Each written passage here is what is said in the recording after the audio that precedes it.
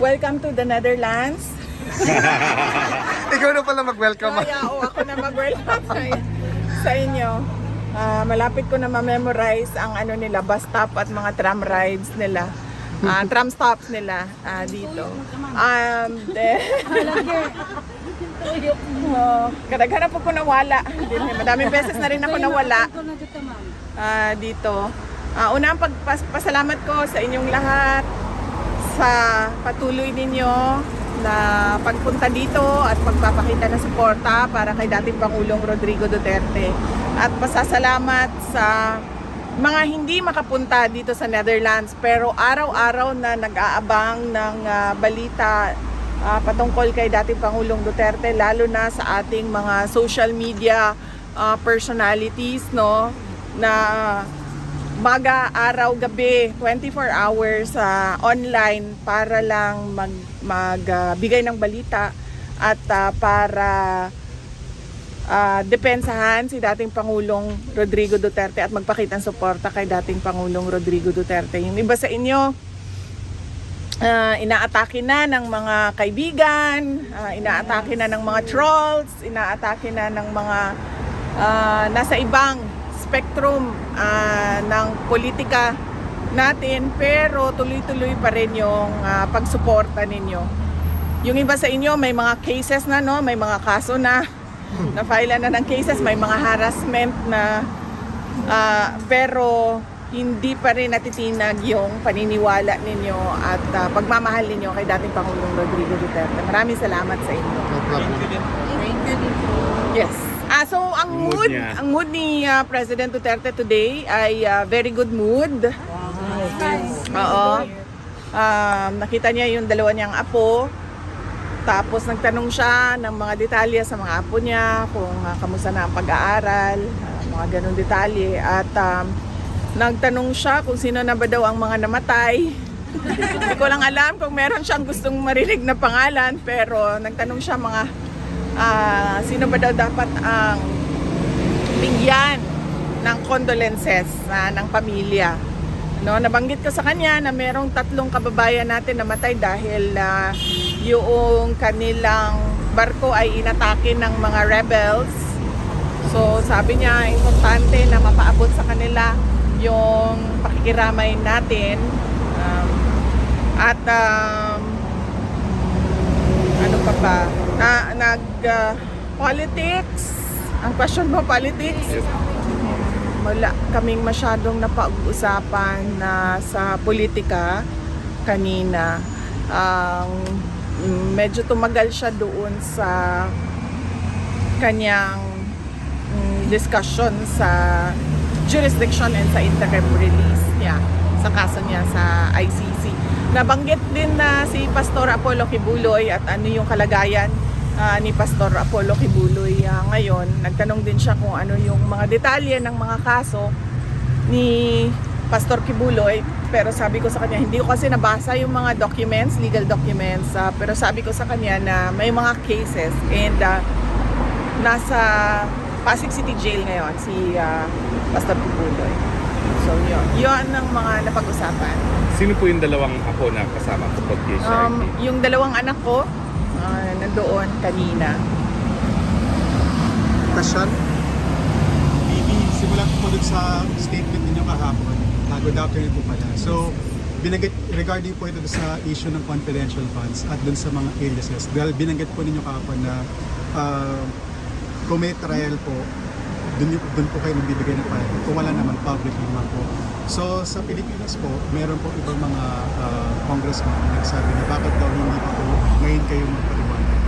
And bakit daw hindi niyo pa po ito sinagot before nung sa budget hearing?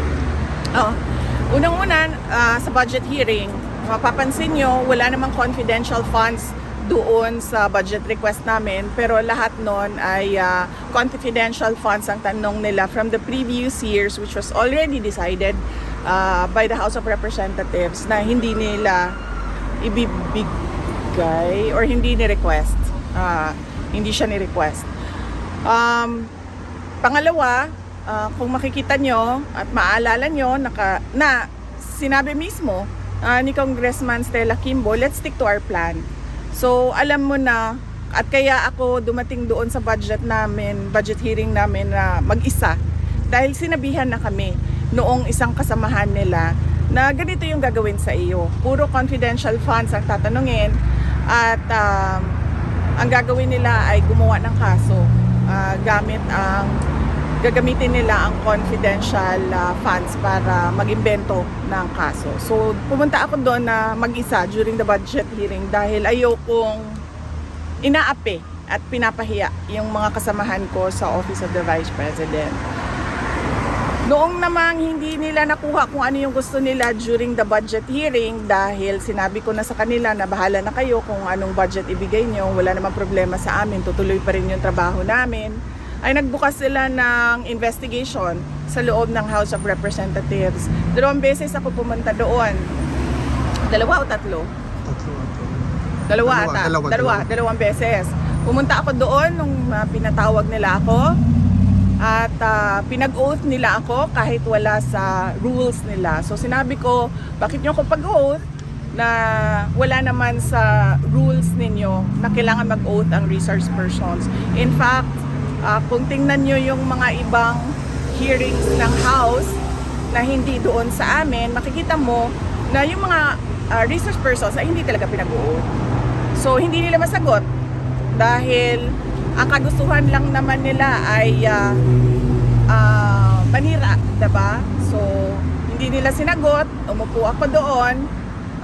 Sabi nila wala na kaming matatanong sa iyo, pero ready akong sumagot kung ano man yung tanong nila kahit wala akong oath.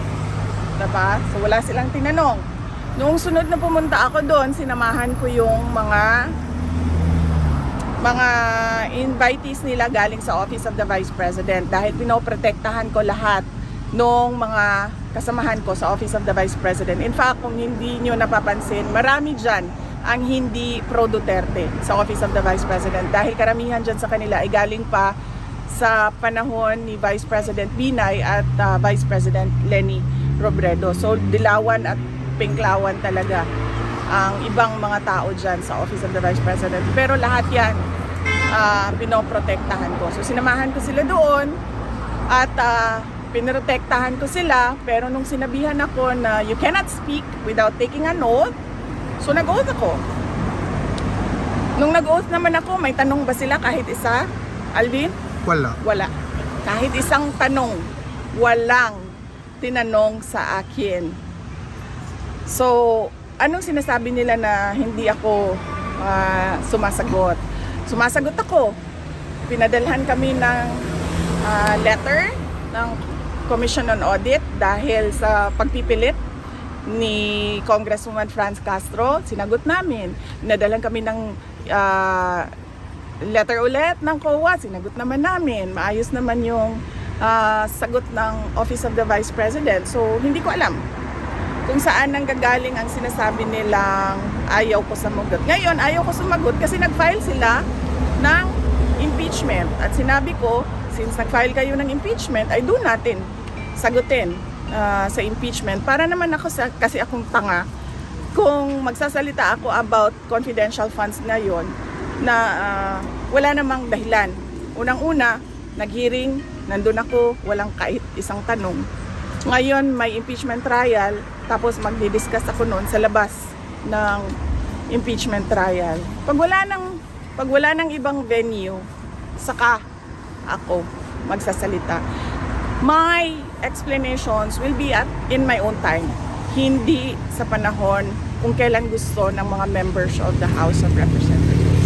Ma'am, naghain ng resolution po si Senator Alan Cayetano asking the government to move for house arrest within the Philippine embassy premises here in Holland, si Tatay Digong. Opo. Your reaction po? Hindi ako makakomment eh.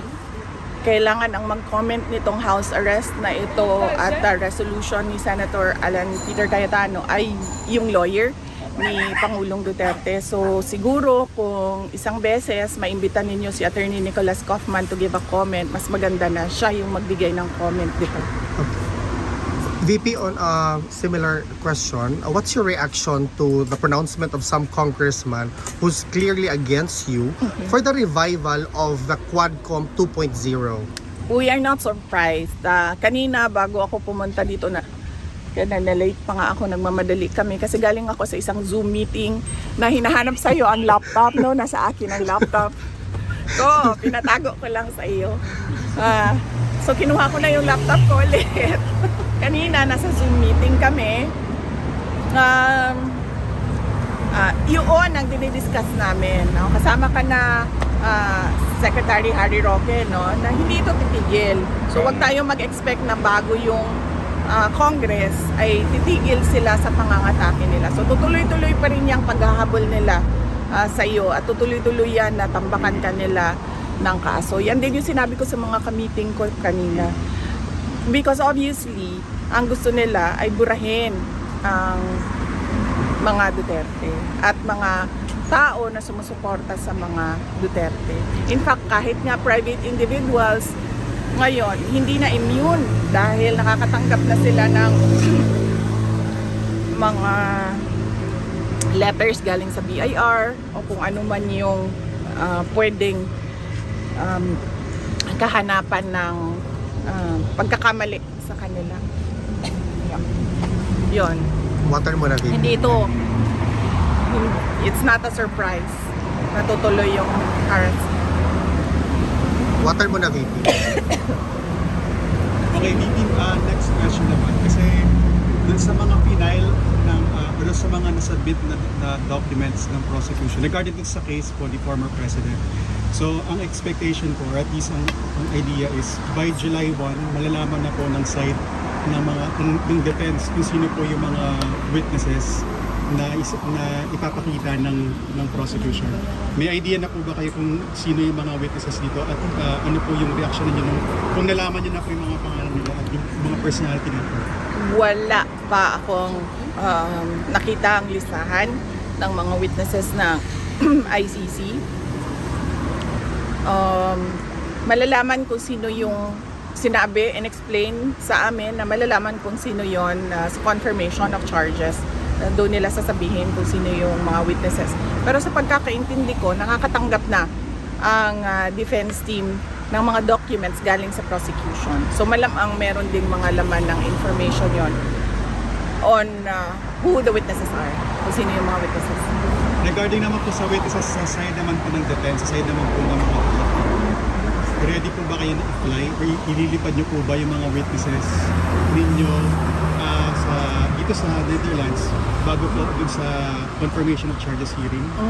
Hindi ko alam kung ano ang plano ng defense team ni dating Pangulong Rodrigo Duterte. Hindi ko din alam kung ano yung mga allowed na mga modes ng presentation ng witnesses, kung pwede ba online, kailangan ba in person. Hindi ko alam yung rules nila sa testimony ng witnesses. So kung magkakapanahon kayo na makausap si Attorney Kaufman, mas maganda na siya yung makasagot kung ano yung plano nila sa pag-attend ng witnesses.